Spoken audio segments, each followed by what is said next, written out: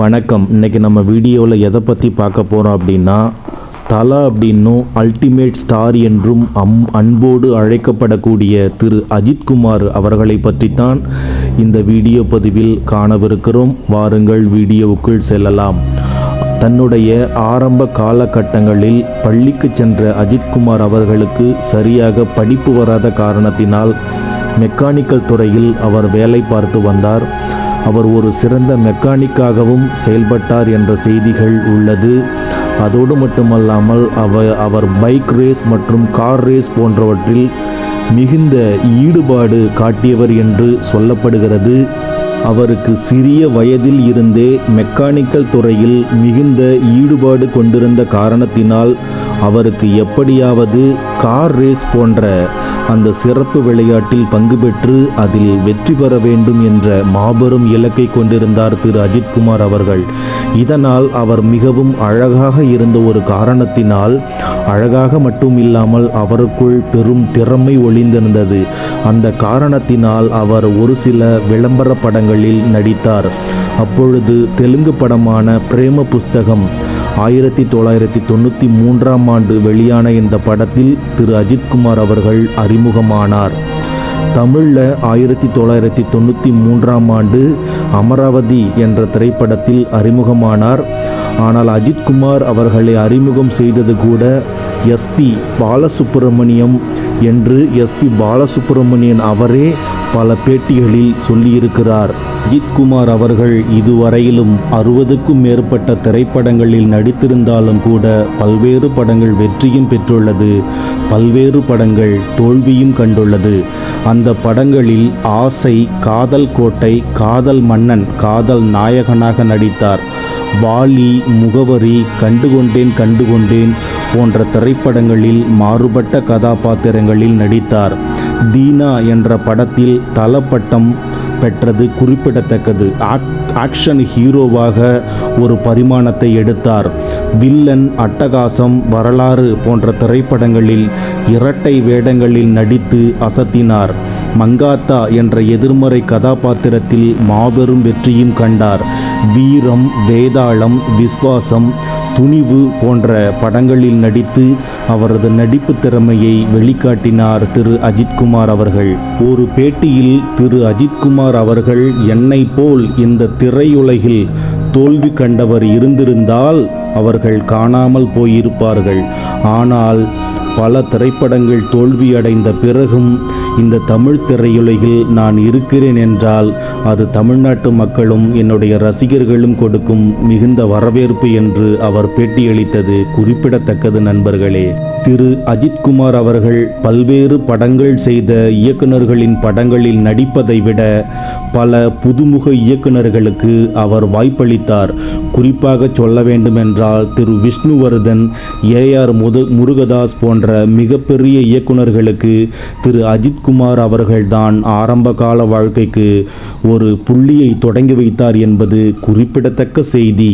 தன்னுடைய நடிப்பின் மூலம் பல ஆயிரக்கணக்கான ரசிகர்களை தன் வசம் கொண்ட திரு அஜித்குமார் அவர்கள் தமிழ்நாட்டை பொறுத்த வரைக்கும் படங்களில் நடிக்கிற கலைஞர்கள் சரியாக உதடு அசைக்கும் கலைஞர்களில் வெகு சிலரே இருக்காங்க. அதாவது சரியாக உதடு அசைத்து நடிக்கக்கூடியவர்கள். அதில் தல அஜித்குமார் அவர்கள் மிகவும் முக்கியமானவர். நடிப்பு திறன், காதல், ஆக்ஷன், காமெடி, சென்டிமெண்ட் என அனைத்து உணர்வுகளையும் இயல்பாக வெளிப்படுத்துவார். உதாரணமாக வரலாறு படத்தில் 3 வெவ்வேறு கதாபாத்திரங்களில் நடித்து அசத்தினார். தமிழ் சினிமாவில் அவர் பேசிய வசனங்கள் ஏராளமாக இருந்தாலும் கூட பில்லா என்ற படத்தில் அவர் பேசிய ஒரு வசனம் இன்றளவும் ரசிகர்கள் மத்தியில் மிகவும் ட்ரெண்டாக உள்ளது. அது என்னவென்றால், இந்த வாழ்க்கையில் ஒவ்வொரு நிமிடமும் ஒவ்வொரு நொடியும் என்ன நானே செதுக்குனதுடா என்ற வசனத்தை பேசி அவர் நடித்த பொழுது அவர்களது ரசிகர்கள் தியேட்டரில் ஆர்ப்பரித்து உற்சாகமடைந்தனர். தமிழ் திரையுலகில் பல விருதுகளை அவர் பெற்றுள்ளார். குறிப்பாக சொல்ல வேண்டுமென்றால் ஆக்ஷன் கிங் அர்ஜுன் மற்றும் தல அஜித்குமார் அவர்கள் இணைந்து நடித்த இந்த படத்தில் அஜித்குமார் அவர்கள் ஒரு தெறிக்க விட்ட வில்லனாக நடித்து அசத்தியிருப்பார். இந்த கதாபாத்திரத்திற்காக அவருக்கு சிறந்த வில்லன் என்ற விருது கொடுக்கப்பட்டது நண்பர்களே. அஜித்குமார் அவர்கள் தமிழ் திரையுலகில் தல மற்றும் அல்டிமேட் ஸ்டார் என்று அன்போடு ரசிகர்களால் அழைக்கப்பட்டார். ஆனால் ஏதோ ஒரு சில காரணங்களுக்காக சில நாட்களுக்கு முன்பு என்னை தல என்றும் அல்டிமேட் ஸ்டார் என்றும் அழைக்க வேண்டாம் என்று திரு அஜித்குமார் அவர்கள் கூறிவிட்டார். அஜித் என்று கூப்பிடுங்கள், அப்படி இல்லை என்றால் அஜித்குமார் என்று கூப்பிடுங்கள், அதுவும் இல்லை என்றால் ஏகே என்று என்னை கூப்பிடுங்கள் என்று ரசிகர்களிடத்தில் அன்பான அறிக்கை விட்டு இந்த மாதிரி பட்டங்கள் தமக்கு வேண்டாம் என்பதை அவர் கேட்டுக்கொண்டார். இது அவரது எளிமையையும் பணிவையும் வெளிப்படுத்தியது நண்பர்களே. ஆரம்ப காலகட்டங்களில் திரு அஜித்குமார் அவர்களுக்கு ரசிகர் மன்றங்கள் இருந்தது. ஆனால் ஏதோ ஒரு சில காரணத்தினால் அந்த ரசிகர் மன்றங்களும் வேண்டாம் என்று ரசிகர் மன்றங்களை கலைத்து விட்டார் நண்பர்களே. ஆனால் எந்த ஒரு நடிகரும் செய்யாததை திரு அஜித்குமார் அவர்கள் செய்தார். எந்த ஒரு நடிகர் ரசிகர் மன்றத்தை கலைத்தாலும் அவர் அந்த நிமிடத்திலிருந்து அந்த திரையுலகில் இருந்து காணாமல் போவார்கள்.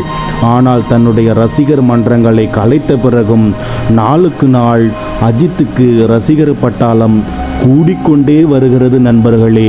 ரசிகர்களுக்கான அறிவுரை கூட பல அவர் வழங்கியுள்ளார். குடும்பத்தை முதலில் கவனியுங்கள், அதுதான் முக்கியம். என்னுடைய சொந்த காரியங்களுக்காக ரசிகர்களை பயன்படுத்த மாட்டேன் என்று சொல்லியிருக்கிறார். நான் யாருக்கும் ஆதரவும் இல்லை, எதிர்ப்பும் இல்லை. ரசிகர்கள் அவரவர் விருப்பப்படி தேர்தல்களில் வாக்களிக்கலாம் என்று தெரிவித்துள்ளார். ரசிகர்கள் மற்றும் மக்களிடமிருந்து பணம் வசூலிக்க கூடாது என்பதில் மிகவும் தெளிவாக இருந்தவர் திரு அஜித்குமார் அவர்கள். அடுத்தது, ஆரம்ப காலகட்டங்களில் ஊடகங்களிடம் அதிகம் பேசினார். பின்னர் ஊடகங்களிடம் இருந்து விலகி தன் வேலை, தன் குடும்பம் என்று வாழ்ந்து வருகிறார். வைரலான நிகழ்வு என்னவென்றால், அஜித் வாழ்க விஜய் வாழ்க என்று சொல்லும் ரசிகரை பார்த்து நீங்கள் எப்போ வாழப் போறீங்க என்று கேட்டது ரசிகர்கள் மத்தியில் மட்டுமல்லாது தமிழ் திரையுலகிலும் கூட பல்வேறு விதமான டிபேட்களை உருவாக்குவதற்கு இந்த அவரது கேள்வி மிகவும் வைரலாகவே பார்க்கப்பட்டது நண்பர்களே. தமிழ்நாட்டு அரசியலில் இரும்பு பெண்மணியாக திகழ்ந்த திருமதி ஜெயலலிதா அவர்களுடனான நட்பு அஜித்குமாருக்கு இருந்தது. அவர் அஜித்தின் மீது தனிப்பட்ட பாசம் வைத்திருந்தார். வெளிப்படையாகவே அதுவும் தெரிந்தது. ஒரு கட்டத்தில் ஜெயலலிதாவின் செல்லப்பிள்ளையாகவே இருந்தார். அதிமுகவில் ஏற்பட்ட வதந்திகள், ஜெயலலிதா மறைந்த பிறகு அதிமுகவில் அஜித் தலைமை ஏற்க வேண்டும் என்ற ஒரு பேச்சு கட்சிக்குள் பரவியதாக இன்றும் நம்பப்படுகிறது. ஆனால் தான் உண்டு, தன் வேலை உண்டு என்ற கொள்கையுடன் அரசியலில் இருந்து ஒதுங்கினார் திரு அஜித்குமார் அவர்கள். ஒரு முறை தமிழிசை சவுந்தரராஜன் அவர்கள் பத்திரிகையாளர்களுக்கு பிரஸ் மீட் கொடுக்கும் பொழுது அஜித் ரசிகர்கள் பாஜக கட்சியை வளர்ப்பார்கள் என்று தமிழிசை சவுந்தரராஜன் கூறியபோது உடனடியாக பதறிப்போய் அறிக்கை வெளியிட்டார். அதில் தான் எந்த கட்சிக்கும் ஆதரவும் இல்லை, எதிர்ப்பும் இல்லை, ரசிகர்கள் அவரவர் விருப்பப்படி தேர்தல்களில் வாக்களிக்கலாம் என்று தெளிவுபடுத்தினார் நண்பர்களே. கார் மற்றும் பைக் ரேசுகளில் தீவிர ஆர்வம் காட்டி பல சர்வதேச பந்தயங்களில் பங்கேற்று அதில் வெற்றியும் பெற்றுள்ளார் திரு அஜித்குமார் அவர்கள். கார் மற்றும் பைக் நிறுவனம், ரேஸ் வீரர்கள் மற்றும் பைக் ஆர்வலர்களுக்காக ஒரு நிறுவனம் கூட அஜித்குமார் அவர்கள் தொடங்கினார்.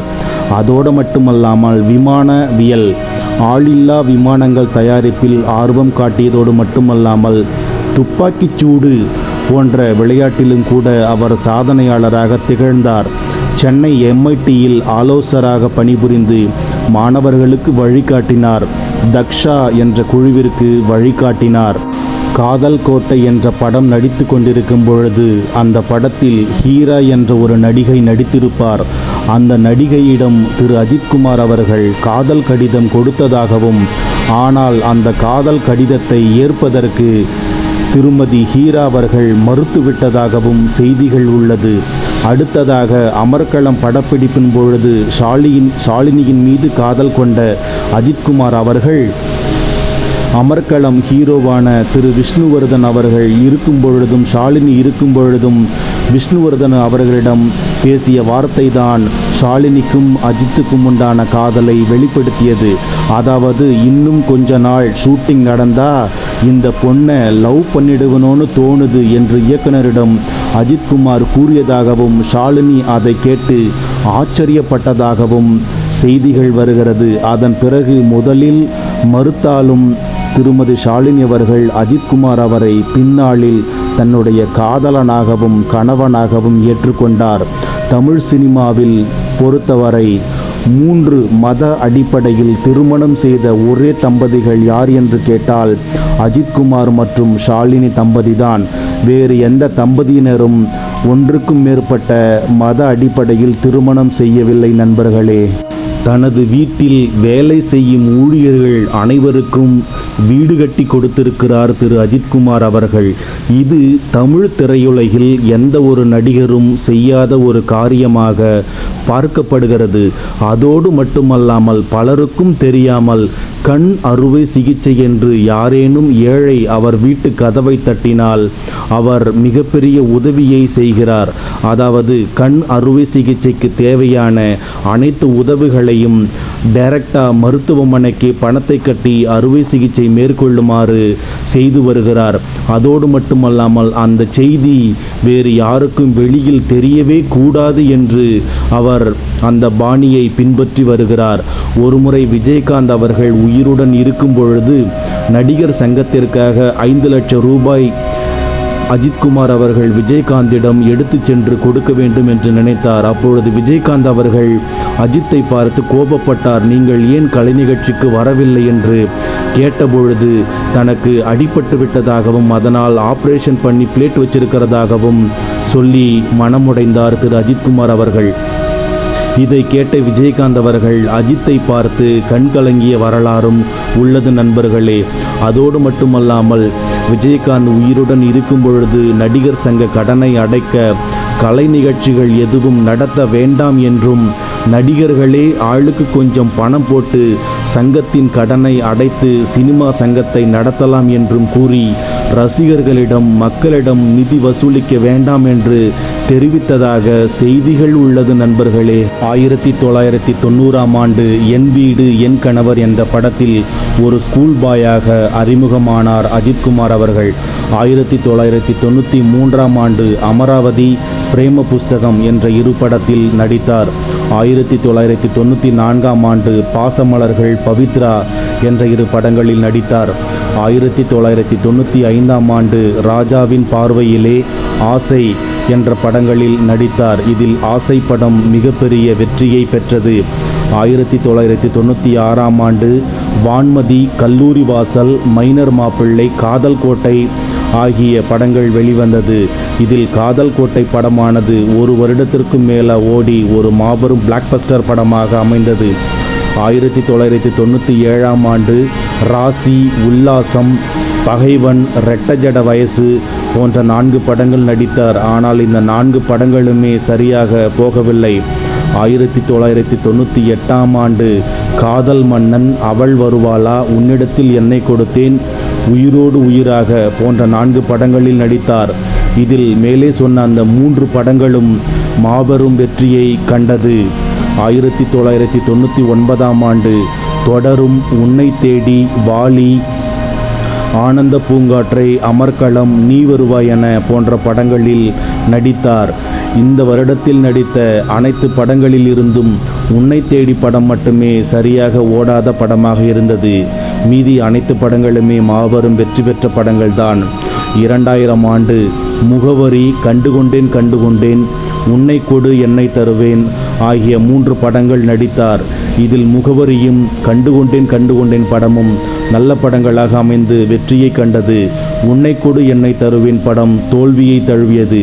2001ஆம் ஆண்டு தீனா, சிட்டிசன், பூவெல்லாம் முன்வாசம், அசோகா ஆகிய 4 படங்களில் நடித்தார். இதில் முதலில் கூறிய தீனா மற்றும் சிட்டிசன் திரைப்படம் மாபெரும் வெற்றியை கண்டது. மீதி 2 படங்கள் தோல்வியை தழுவியது. 2002ஆம் ஆண்டு ரெட், ராஜா, வில்லன் ஆகிய 3 படங்கள் ரிலீஸ் ஆனது. ராஜா படத்தை விட ரெட் படம் ஒரு நல்ல வரவேற்பை பெற்றது. ஆனாலும் அந்த வருடத்தில் ரிலீஸ் ஆன வில்லன் படம்தான் இரட்டை வேடங்களில் நடித்து அசத்தியிருப்பார். ஒரு மாபெரும் வெற்றி கண்ட படமாக அது இருக்கிறது. அது KS ரவிக்குமார் அவர்களின் படம் என்பது குறிப்பிடத்தக்கது நண்பர்களே. 2003ஆம் ஆண்டு என்னை தாலாட்ட வருவாளா, ஆஞ்சநேயா, ஜனா, என்னை தாலாட்ட வருவாளா, ஆஞ்சநேயா ஆகிய 2 படங்கள் நடித்தார். அந்த 2 படங்களும் மாபெரும் தோல்வியை தழுவியது. 2004ஆம் ஆண்டு ஜனா மற்றும் அட்டகாசம் படங்களில் நடித்தார். இதில் அட்டகாசம் படம் மட்டுமே விஷ்ணுவர்தனின் இயக்கத்தில் ஒரு வெற்றி படமாக அமைந்தது நண்பர்களே. ஜனா படம் தோல்வியை தழுவியது. 2005ஆம் ஆண்டு ஜி என்ற ஒரு படம் ரிலீஸ் ஆனது. அந்த படம் தோல்வியை தழுவியது. 2006ஆம் ஆண்டு பரமசிவன், திருப்பதி, வரலாறு போன்ற 3 படங்கள் நடித்தார். இதில் பரமசிவன் படம் தோல்வியை தழுவியது. திருப்பதி 100 நாட்கள் ஓடி வெற்றி கண்ட படம். வரலாறு படமானது ஒரு மாபெரும் பிளாக்பஸ்டர் படமாக அமைந்தது. 2007ஆம் ஆண்டு ஆழ்வார், கிரீடம், பில்லா ஆகிய 3 படங்கள் நடித்தார். ஆழ்வார், கிரீடம் ஆகிய 2 படங்கள் மிகப்பெரிய தோல்வியை தழுவியது. 2007ஆம் ஆண்டு பில்லா படம் ஒரு மாபெரும் வெற்றியை கண்டு அஜித்திற்கு ஒரு திருப்பு முனையை ஏற்படுத்திய படமாக பில்லா அமைந்தது. ஏன்னா அந்த படத்தில் ரொம்ப ஸ்டைலாக இருப்பார். 2008ஆம் ஆண்டு ஏகன் என்ற திரைப்படம் வந்தது. இந்த படம் ஆவரேஜாக ஹிட் ஆச்சு. 2010ஆம் ஆண்டு அசல் என்ற படம் வந்தது, தோல்வியை தழுவியது. 2011ஆம் ஆண்டு மங்காத்தா என்ற ஒரு மாபெரும் பிளாக்பஸ்டர் படம் அமைந்தது. 2012ஆம் ஆண்டு பில்லா 2 இங்கிலீஷ் விங்கிலீஷ் என்ற 2 படங்களில் நடித்தார். இதில் பில்லா 2 படமானது ஓரளவுக்கு கமர்ஷியலாக ஹிட் ஆச்சு நண்பர்களே. 2013ஆம் ஆண்டு வெளியான ஆரம்பம் படமும் ஒரு மாபெரும் வெற்றியை கண்டது. 2014ஆம் ஆண்டு வெளியான வீரம் படமும் ஒரு மாபெரும் வெற்றியை கண்டது. வீரம் மற்றும் ஜில்லா ஆகிய படங்கள் ஒன்றாக வந்தது. ஆனால் வீரம் படம் நன்றாகவே ஓடி நல்ல கலெக்ஷனை கொடுத்தது நண்பர்களே. 2015ஆம் ஆண்டு என்னை அறிந்தால், வேதாளம் ஆகிய 2 திரைப்படங்கள் வந்தது. 2015ஆம் ஆண்டில் நடித்த இந்த 2 படங்களுமே நல்ல படங்கள் தான். வேதாளம் ஒரு மிகப்பெரிய பிளாக்பஸ்டர் படமாக அமைந்தது. 2017ஆம் ஆண்டு விவேகம் படம் வந்தது. விவேகம் படம் மாபெரும் தோல்வியை தழுவியது. 2019ஆம் ஆண்டு வெளியான விஸ்வாசம், நேர்கொண்ட பார்வை ஆகிய 2 படங்களில் விஸ்வாசம் படம் ஒரு மாபெரும் வெற்றி கண்டது. 2022ஆம் ஆண்டு வலிமை என்ற படம் வந்து தோல்வியை தழுவியது. 2023ஆம் ஆண்டு துணிவு என்ற படம் ஒரு மாபெரும் வெற்றியை கண்டது. 2025ஆம் ஆண்டு விடாமுயற்சி மற்றும் குட் பேட் அக்லி என்று 2 படங்கள் வந்தது. ஆனால் விடாமுயற்சி படம் போதிய அளவு வரவேற்பை பெறவில்லை. குட் பேட் அக்லி படமானது கிட்டத்தட்ட 300 கோடி ரூபாய் வசூல் செய்து ஒரு மாபெரும் வெற்றி படமாக அமைந்தது நண்பர்களே. காதல் மன்னன், அட்டகாசம், அமர்க்களம் ஆகிய படங்களை இயக்கியது திரு சரண் அவர்கள். நான் தவறுதலாக விஷ்ணுவர்தன் என்று சொல்லிவிட்டேன், என்னை மன்னித்து விடுங்கள். பில்லா படம்தானே விஷ்ணுவர்தன் அவர்கள் இயக்கியிருந்தார். நான் சொல்வது சரிதானே? தவறாக சொல்லிவிட்டேன், தவறாக எடுத்துக்கொள்ள வேண்டாம். ஒரு முறை கலைஞர் அவர்கள் முதலமைச்சராக இருந்தபொழுது அஜித்குமார் அவர்கள் அந்த மேடையில் ஏறி நடிகர்களை கட்டாயப்படுத்தி உங்களது விழாவிற்கு அழைத்து வருகின்றனர், கட்டாயப்படுத்தி அழைத்து வருவது எங்களுக்கு மிகவும் வருத்தத்தை கொடுக்கிறது என்று கலைஞர் முதலமைச்சராக இருந்த அந்த தருணத்தில் அஜித் அவர்கள் தெரிவித்திருந்தார். கலைஞர் அவர்களின் பக்கத்தில் அமர்ந்திருந்த ரஜினிகாந்த் அவர்கள் கூட அஜித்குமார் அவர்கள் பேசியதை கேட்டு எழுந்து நின்று கைத்தட்டி அஜித்தை பாராட்டையும் பெற்றார்.